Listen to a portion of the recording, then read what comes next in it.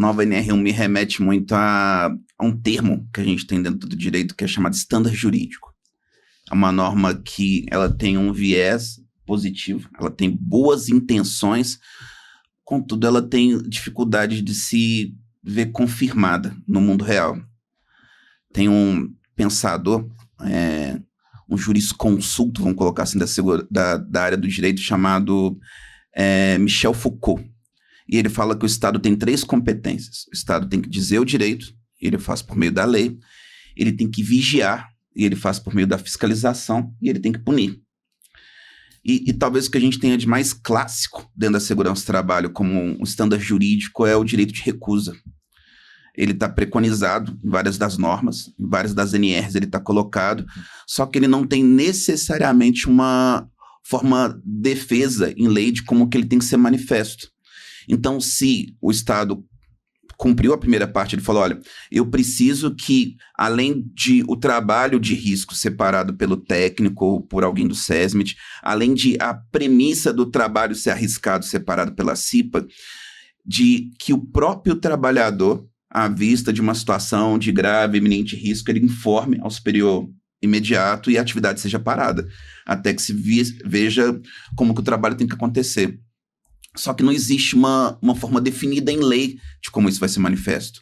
Então, se eu, fiscal, chego até na empresa e bato a porta e falo, vocês estão cumprindo o que diz respeito ao direito de recurso? Estamos. Prova. Para perguntar para o cara. Falo, não, eu quero uma evidência. Não, mas não tem uma definição de como que isso vai ser evidenciado. Então, o meu receio é de essa nova redação da NR1 tornar-se um estándar jurídico. Não houve, por exemplo, uma preparação das empresas do como cumprir isso.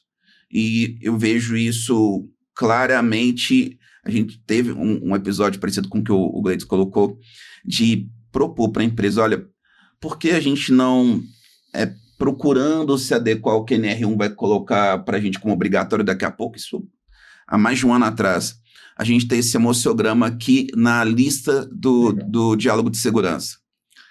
E aí falaram comigo, tá, mas a gente vai colocar aqui e depois. E se o cara colocar que não está bem? Uhum. Se ele não colocar que está bem, a gente vai trabalhar as estratégias para ele passar a ficar bem. E isso vai ao encontro de uma situação que a gente teve lá, que não tem a ver com saúde mental, mas de pedir para o gestor de manutenção, escuta, você tem os laudos, você tem a inspeção dos seus equipamentos de içamento aqui, dos seus olhares, dos seus ganchos, das correntes, das pontes rolantes? Eu falei, não, eu não faço isso não. Eu falei, por que você não faz esse teste de trinca? Porque se eu fizer, eu posso achar alguma trinca. E a empresa não vai me dar dinheiro para poder consertar, então eu não vou fazer. Eu falei, então, peraí. Então, se eu ignorar de que tem uma trinca no gancho, ele nunca vai quebrar? Não, não é o que eu estou dizendo. E aí, então, se eu não criar meios para poder monitorar como está a psique do outro, se eu não parar para poder prestar atenção ao outro, isso vai evitar que ele quebre. Porque talvez seja mais fácil eu formar o convencimento, e não é fácil, tá? Do empregador de que ele tem que me entregar algo para proteger a minha cabeça, o capacete, algo para proteger o meu pé, ainda que seja uma bota mais cara, com proteção no metatarso, proteção contra perfuração, etc., do que dizer para ele que ele precisa de uma ferramenta para poder evitar que o empregado quebre, mentalmente falando. Eu ainda vou ter gestores que vão achar que se eu falar que eu não estou bem é frescura. Uhum. Falar que eu não estou me sentindo bem é frescura. Não, porque no tempo do meu pai, o tempo todo. Eu fui criado diferente, etc. Então, assim, nós ainda carecemos, e eu acho que a norma vai demorar um pouquinho a se ajustar. Ela já está sendo cobrada das empresas, né? Mas as empresas ainda não estão sabendo lidar com isso. E enquanto não houver, por exemplo, por parte do poder público, uma definição, e a gente sabe que a construção normativa das NRs é diferente de outras leis, eu não tenho aquele quê de passar pelas casas legislativas para ter validação pelo chefe do executivo, seja a nível municipal, estadual ou de união, que é o caso de uma legislação federal, como são as normas, que depende de uma discussão em comissões como as comissões tripartites, né?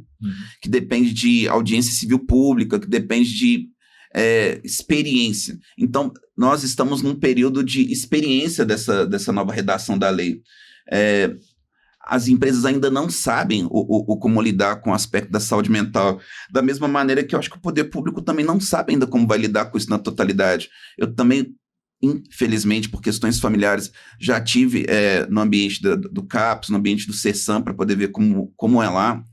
E agora mesmo a Itatiaia, né, divulgou uma matéria falando como foi acabando, né, aos poucos o manicômio lá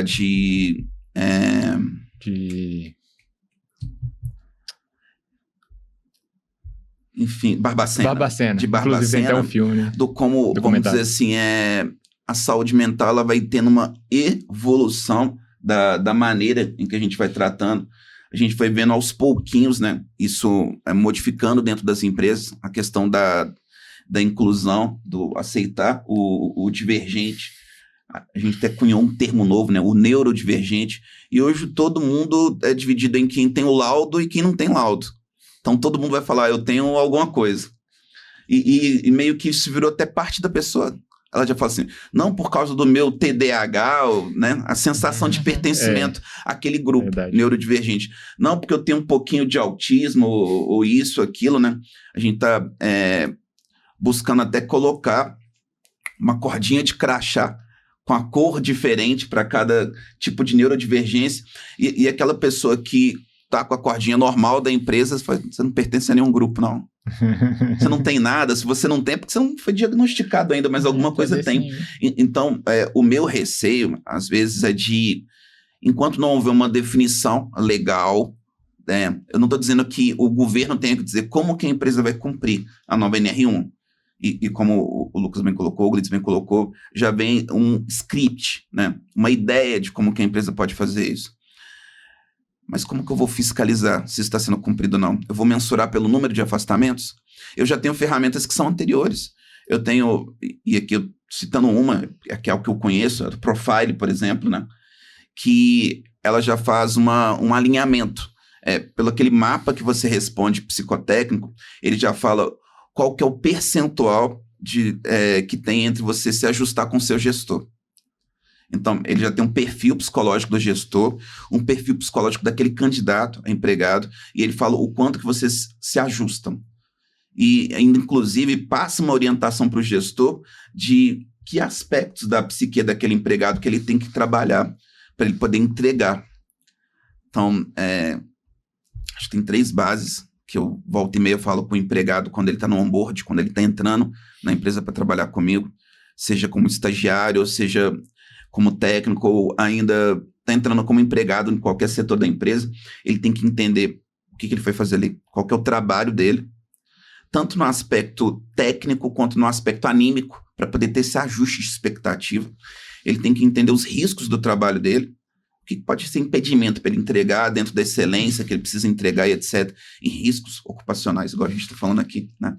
E, finalmente, quais são as medidas de controle que a empresa tem? Quais são as ferramentas que a empresa tem para poder resguardar ele de entregar tecnicamente o que ele vem entregar e também resguardar ele de sofrer com os riscos ocupacionais que estão postos. E nesse rol novo do psicossocial, eu acho que ainda falta um pouco disso. Falta um pouco da gente ter ferramenta de entendimento do que a empresa pode interferir, do que a empresa pode afetar o empregado. E aí a gente volta naquela pergunta do começo. Tá, eu sei que o cara não tá bem, mas o que eu vou fazer com isso?